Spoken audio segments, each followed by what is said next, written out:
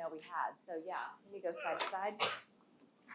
Because guess what we're about to talk about? Classroom disruption. Nothing says fun like. I want you to take a read of this Derek Bach and just kind of chew on it for a second. People have voices, not restricted. You need to be able to say what you're thinking and project it. Yes. And the end goal when we have some sort of conflict that involves free speech is not to just say, stop it. That doesn't solve anything. So what is the goal? Greater understanding. So we've probably all heard as educators, what do we fight speech with? More speech, not the quelling of speech. So what he's saying is, just because you rip a poster down, has that person changed their thought pattern about, I had this misunderstanding about blank and so I said this because I am more likely insensitive than malicious? So we've got to reframe how we approach these types of situations as educators, because we cannot progress when it comes to a free speech conflict unless we stop and look at what's behind this and how do we come to commonality instead of being more divisive. Main reasons why faculty members say they don't address conflict in the classroom. First, thank you for the giggle. Thank you. That it will just spontaneously resolve. How many people has this ever happened in your life? Yeah, no. It never happens this way. Yet, we convince ourselves, you know what, just give it time. Time to get worse? Time to get smetty? Time to what? So usually, the more you're fanning it by ignoring it, the worse it's getting. Concerns that if reported, the behavior won't be addressed appropriately, or concern that you'll be blamed for the behavior. What I can tell you, and what I hope that I don't have to tell you after today, is that if you report a conflict to the Office of Student Conduct or Academic Integrity, we are people who do not believe that you can cause someone else's behavior. If you can, you are all powerful. That person has choices. You can affect the situation and exacerbate it, but you can't choose someone else's behavior for them. So, but absolutely, we're going to work for you. Concerns that it's going to be too harsh of consequences. Again, why we share them and why Aaron said, if you're not sure if it's enough to report, call us and we'll talk through with you what some of the options are. Because sometimes the Office of Student Conduct and Academic Integrity isn't the best tool to use. Sometimes it's just a conversation between you and that student to find understanding is far more powerful than anything we can do, and we will be the first people to tell you that. Sometimes human to human, I care about you and this is going in a bad direction, is way more powerful and is more likely to change behavior. So this kind of lays that out. So most of the things we hear about are concerning. Sticky cheese, somebody's on their phone, you have to stop class and say, get rid of the phone.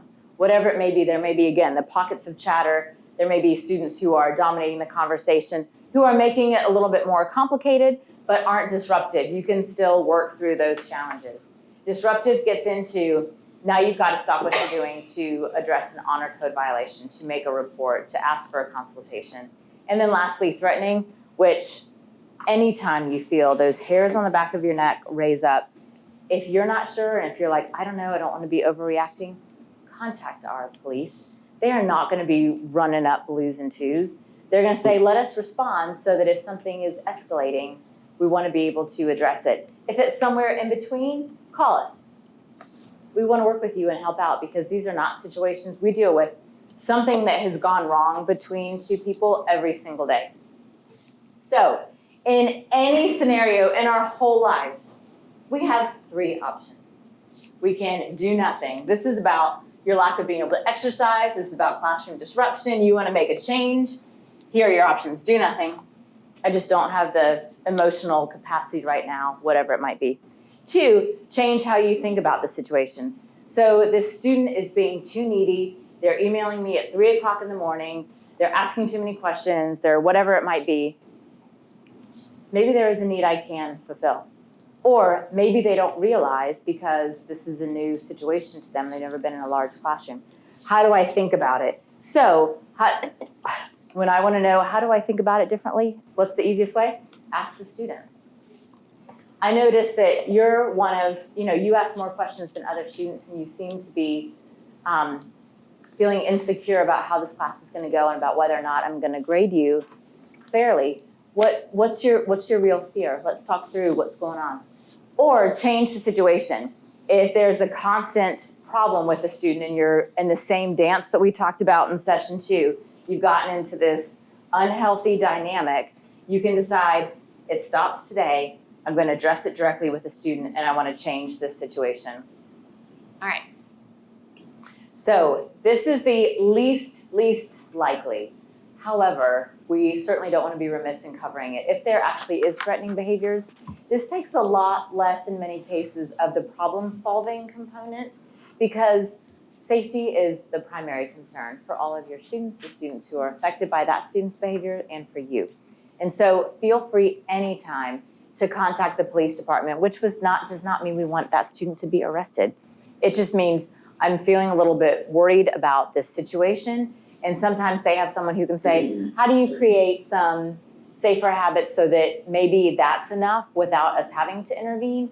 Here's what you do at the next step. Or if at any point you feel like there is danger for anyone involved, or immediacy, or that it is escalating, please contact the police. They will never say, oh my gosh, you're just blowing this out of proportion. What they, I think, feel like is our biggest concern is people who go, yep, I was worried about them this whole time, and I just didn't feel like it was a big enough deal to say something. Of course. All right. These are the last 3, and I'll do those real quick. So fast. We gave you a roadmap.